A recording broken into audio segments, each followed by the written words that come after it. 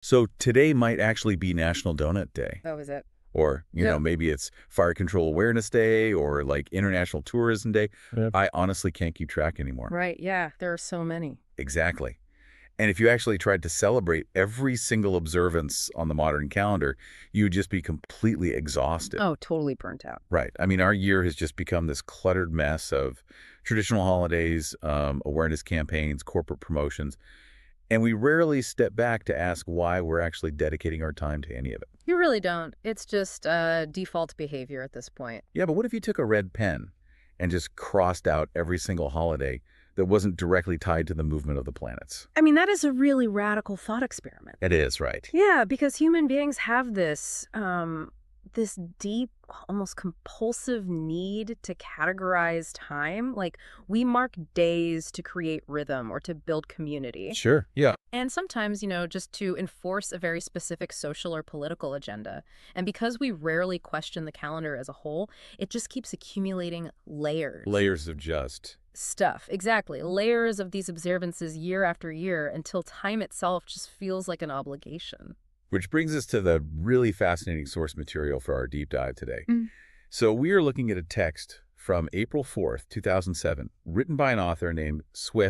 Right. And it outlines the philosophy of a group called Lifechanyuan. So our mission today for this deep dive is to explore their ground-up approach to just completely redesigning the human calendar. It's a massive undertaking. It really is. Yeah. We are going to deeply analyze what they choose to celebrate, what they strictly forbid, and what that massive filter reveals about their entire worldview. And, setting the tone here, while this is the philosophy of one very specific group, the framework they use to categorize human celebration is actually a remarkable tool for auditing your own life. Oh, 100%. Like, it is a masterclass in stripping away societal defaults. They aren't just crossing things off a calendar. They're asking these really fundamental questions about, what actually deserves our energy and what is just noise. Okay, let's unpack this. Because before Sui even gets into what holidays Lifechanyuan axes from the calendar, he establishes how the concept of a festival is defined in the first place. Right, he defines the terms first. Yeah, and he takes this highly structured, almost mathematical approach. It's like Sui has created a periodic table of celebrations. Oh, I like that analogy. Thanks. Yeah, it's like before deciding which elements are safe to use, he's categorized every possible reason human beings throw a party or hold a memorial. Yeah, and the text breaks down the anatomy of a celebration into two major lists, which essentially creates a rigid rubric. Okay. First, there are the 8 implications of a festival. And these are like the why, right? Exactly. These are the psychological or social functions, Yeah. the reasons why we gather. So they include congratulation and celebration, reunion, praying for good fortune, gratitude. Which covers a lot of ground, right? Oh, absolutely. And then it goes on to offering sacrifice and holding memorial ceremony, praising, purifying, and gathering people's hearts. And finally, keeping going. Keeping going. Wow. When you look at that list, you realize how exhausting a year can actually be. It is a lot of emotional output. Yeah. Like a family Thanksgiving hits reunion and gratitude. Right. And then, a community vigil covers purifying and gathering people's hearts. A graduation party is congratulations and keeping going. Exactly. You can map almost anything onto it. So by defining the exact psychological functions of festivals up front, Lifechanyuan is essentially naming the underlying mechanics of celebration, just so they can judge every single holiday on Earth against them. Yeah, what's fascinating here is how exhaustive it is. And then, on top of those 8 implications, Zhu lists the 8 major forms. The forms, so that's the how. Right. This is how the festival actually manifests in the physical world. So the source categorizes them as natural festival, religious festival, state festival, political parties festival. Okay, so getting very institutional. Yeah. Yeah. And then cultural festival, group festival, custom festival, and special festival. Got it. So you have the why, which are the implications, and the how, which are the forms. Right. And once you've categorized every single holiday on the planet into this grid, you can start deciding which ones align with your core values and which ones don't. And their core values are stated very clearly in the text. Yeah, the central directive is that Lifechanyuan reveres the greatest creator, life, and nature. That's the baseline. Right. And because of that specific reverence, they take a massive red pen to the global calendar. So let's get into the great rejection. Yeah. The list of forbidden festivals is sweeping. Like, it's huge. It's ruthless. It really is. Rather than just listing them out one by one, it helps to look at the massive themes of what they're rejecting. And the first major theme is the complete rejection of institutional time. Yeah. So this means completely wiping out religion and the state. And they do not discriminate here either, like at all. No, not even a little bit. The text explicitly bans Christmas Day, Easter Day, Buddha's birthday, Ramadan, the Korban Festival, the Ghost Festival, and the Festival of the Pure Man of Taoism. Basically, if it touches an organized religion, it is gone. Gone. And then they eliminate the state and the political party. Hmm. So no National Day, Independence Day, Republic Day, Union Day, Revolutionary Festival. Right. And absolutely no Party Founding Day or Army Day. So the logic here is really about removing artificial human divisions. What do you mean by artificial? Well, a national holiday or a religious festival, by its very nature, draws a boundary. It essentially says, we celebrate this because we were part of this nation or this faith, and you do not. Yeah. Okay, so it's an in-group, out-group thing. Exactly. Lifechanyuan views these institutions as massive, human-made constructs that pull our attention away from the universal life force. Like if you are celebrating an army or a political party, your reverence is focused on a temporary human struggle. Not the natural world. Right, not the eternal rhythm of nature. Okay, I get that. It is a complete detachment from the standard pillars of human society. But this is where I really started to wrestle with the source material. Oh, how so? Because after wiping out the big institutions, they go after the ego and personal roles. Like they ban all festivals that celebrate a certain person. Oh, right, the personal holidays. Yeah, any commemoration day or birthday, you just do not elevate the individual. And they take it a step further than just birthdays. They ban festivals that praise specific people or professions, which they describe as possessing petty bourgeois sentiment. Yes, that phrase. Yeah, and the examples they give for this include Nurses' Day, Women's Day, Mother's Day, Valentine's Day, April Fool's Day, Youth Day, Teacher's Day, Children's Day, and Journalists' Day. See, I have to push back hard on this. I figured you might. I mean, banning a birthday I can somewhat understand if the goal is suppressing the ego, right? Like, okay, no special day for me, Shh. but Mother's Day. Mm-hmm. Valuing a mother feels like a universal biological instinct. I mean, it is literally how life continues. It is a very fundamental human thing. Exactly. Calling a day dedicated to mothers or teachers, petty bourgeois sentiment feels incredibly strict. I mean, are they just anti-fun? Right. How is appreciating the person who gave you life not a natural celebration? Well, if we connect this to the bigger picture, that reaction makes total sense, Okay. especially given how ingrained these holidays are in our culture. Like, we grew up with them. Yeah, we make macaroni necklaces for Mother's Day. Right. But we have to look really closely at the specific terminology Schweffing uses here. Petty bourgeois sentiment. Okay. In a 2007 text written by a Chinese author, that phrase carries some pretty heavy cultural and historical weight. It isn't just about being anti-fun, it's actually a critique of commodification. Meaning they see these holidays as transactional. Yes, exactly. Think about how we actually celebrate Valentine's Day or Mother's Day in the modern world. We buy stuff. We do.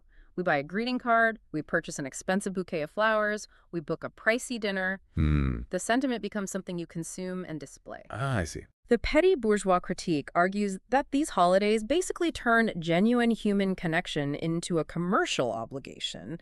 You are proving your love through a financial transaction. On a day mandated by the retail industry. Precisely. Okay, when you frame it that way, I do start to see the logic. Because if you are focusing your reverence on a specific societal role, like a teacher or a journalist or, buying a Hallmark card just to fulfill an annual obligation, your spiritual bandwidth is cluttered. It's extremely cluttered. You are letting a manufactured calendar tell you exactly when to feel gratitude, rather than just experiencing a constant organic connection to life. Yeah, the text views these holidays as celebrating subcategories of humanity, rather than humanity's shared connection to the cosmos. So it's like, you're a teacher, I'm a journalist, you are a mother, I am a youth. Right, and Lifechanyuan sees those as artificial divisions. They are filtering out absolutely anything that pulls the lens away from the macro and forces it onto the micro. Which perfectly explains their rejection of the artificial and the bureaucratic, too. Oh, the awareness days. Yes. In a category they translate as far-fetched festivals, they just sweep away all those awareness days I mentioned at the very beginning of our conversation. They're not hold back. They explicitly ban International Anti-Illiteracy Day, World Tourism Day, International Music Day, World College Festival, Fire Control Awareness Day, International Football Day, and Tree Planting Day. And, to the average listener, banning Tree Planting Day or Fire Control Awareness Day might seem really counterintuitive. Right, because trees are nature. Exactly. Trees are part of nature, and preventing forest fires is objectively good for the environment. But Lifechanyuan is drawing a very hard line here. Between what? Between nature itself and a human bureaucratic initiative about nature. Ah, okay. Yeah. Because an International Awareness Day is just an administrative invention. It's Right. like a committee in an office building somewhere just declaring a day for football or tourism. It is, by their definition, far-fetched, because it has absolutely no grounding in the actual rhythms of the Earth.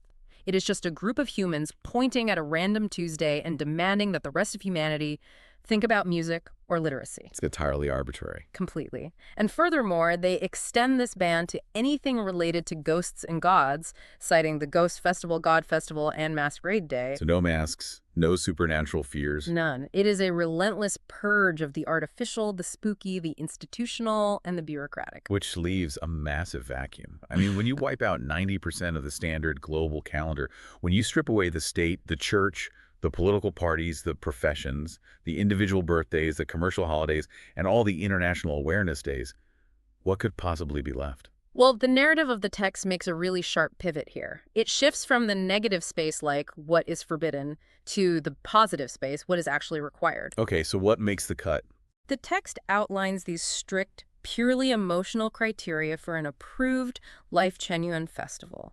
It states these celebrations must be joyous, natural, comfortable, happy, grateful, optimistic, warm, and beneficial.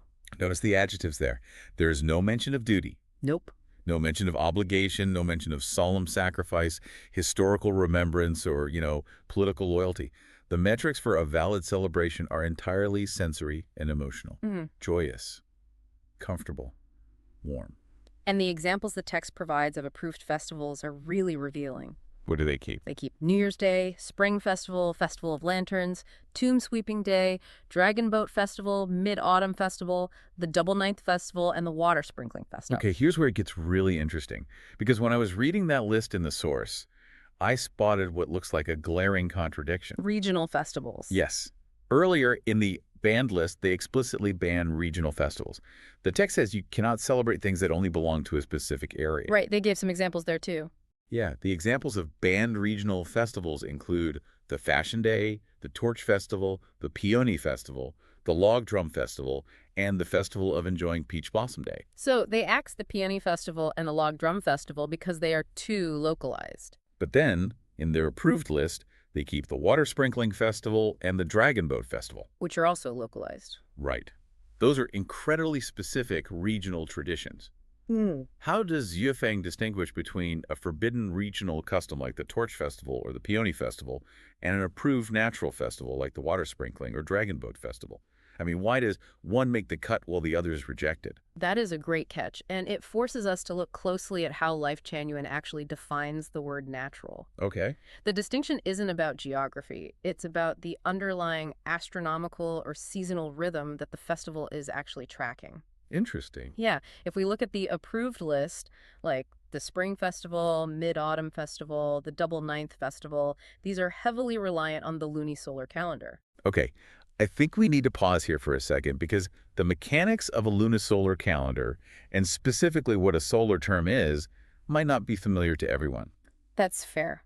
How does this differ from the standard calendar hanging in our kitchens? Well, the standard Gregorian calendar, the one most of us use, is strictly solar. It basically just tracks the Earth's revolution around the sun. Right. But a lunisolar calendar, like the traditional Chinese calendar, tracks both the moon's phases and the sun's longitude. It divides the sun's annual path into 24 distinct solar terms. And what are those? They are specific markers of seasonal change. So they are literal astronomical events. Yes, exactly. Take Tomb Sweeping Day, or Qingming. Yeah, I was wondering about that one. Right, to a Western ear, a day for sweeping tombs sounds like a religious or Memorial Day honoring ancestors, which you would assume Lifechanyuan would completely ban based on their rules. Because it sounds like ego or tradition. Exactly. But Qingming is actually the name of a specific solar term. It falls exactly 15 days after the spring equinox.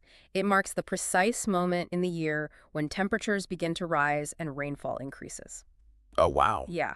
It is an undeniable physical shift in the Earth's atmosphere. That makes so much sense. And the Mid-Autumn Festival is inextricably linked to the lunar cycle too, right? Yeah. Specifically the harvest moon. Exactly. And the Double Ninth Festival happens on the 9th day of the 9th lunar month, which marks a seasonal shift where, traditional philosophy dictates that the energy of the Earth transitions. Right. So these are fundamental universal natural rhythms. They are literally tracking the Earth's movement. Which brings us to your question about the water sprinkling festival. Yeah, explain that one. So this is celebrated by the Dai people in China, and it's very similar to Songkran in Southeast Asia. Now, yes, the act of throwing water is a specific cultural tradition. Right, it's regional. But what is the festival actually marking? It is the solar new year. It tracks the sun entering the constellation of Aries, which basically coincides with the transition from the dry season to the wet season. Oh, I see. Yeah, the physical act of splashing water is a symbolic cleansing that mirrors the very real onset of the monsoon rains. Wow, okay, I see the logic now. So even if the water sprinkling festival has cultural specificities in how it is celebrated, the reason for the celebration is tied to a profound natural transition. Contrast that with a log drum festival or a festival of enjoying peach blossom day. Right. Those are localized, completely arbitrary human traditions. A peach blossom blooming in one specific valley or a community celebrating their log drums does not mark a fundamental astronomical truth. It's a local party. Exactly. Yeah. The approved list survives because, in Shufengyu's framework, those festivals align humanity with the cosmos.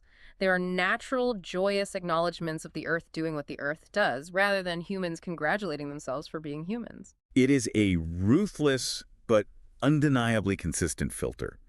You were just stripping away all the noise to just celebrate the fact that the sun came up, the seasons change, and the moon is full. It is incredibly grounding. It really is. It removes all the pressure of buying a greeting card for Fire Control Awareness Day or feeling guilty that you didn't post on social media for International Music Day. It completely reorients the individual's relationship with time itself. I mean, in the modern world, time is often experienced as a series of obligations. Oh, absolutely. Obligations to the state, the employer, or the retail industry. But in the Lifechanyuan framework, time becomes a reflection of nature. Your only obligation is to just observe and enjoy the physical world transforming around you. That is beautiful, honestly. But that brings us to the boundary of this entire belief system and how this group interacts with the rest of the world. Right, the caveat. Because for a text that is so incredibly strict, banning Mother's Day, birthdays, entire national identities, it is bookended by a very important caveat. The source material is very careful to establish its boundaries. At the very beginning of the 2007 text, Shuefeng writes, quote, "First, we don't oppose people to celebrate festivals they love that are their freedom and choice."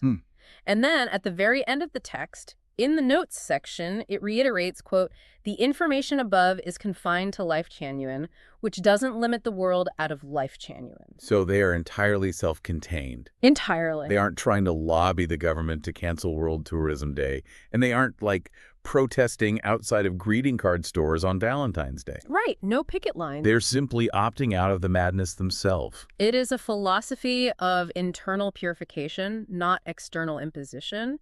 They are drawing a circle around their own community and saying, inside this circle, time will be measured by joy, nature, and comfort. Outside the circle, you are free to do whatever you want. So what does this all mean for you, the listener?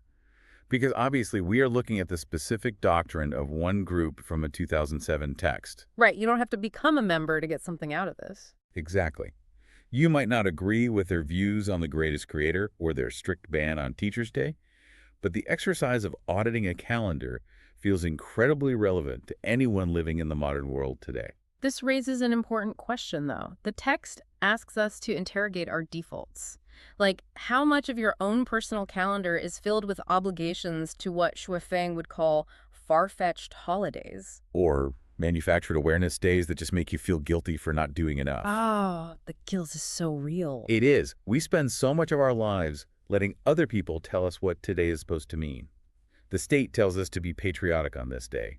The greeting card companies tell us to be romantic on that day.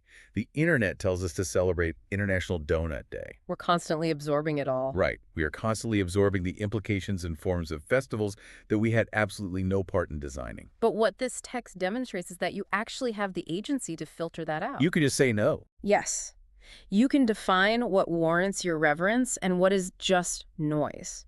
You can choose to align your energy with natural rhythms rather than artificial ones.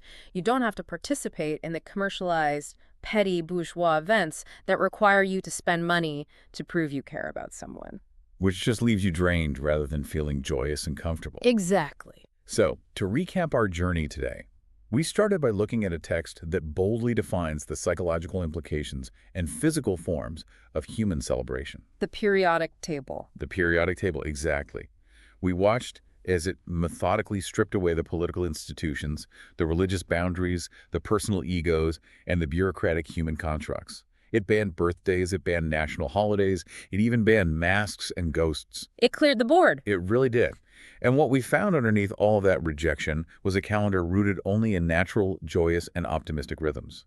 A calendar tied strictly to the moon, the solar terms, and universal comfort.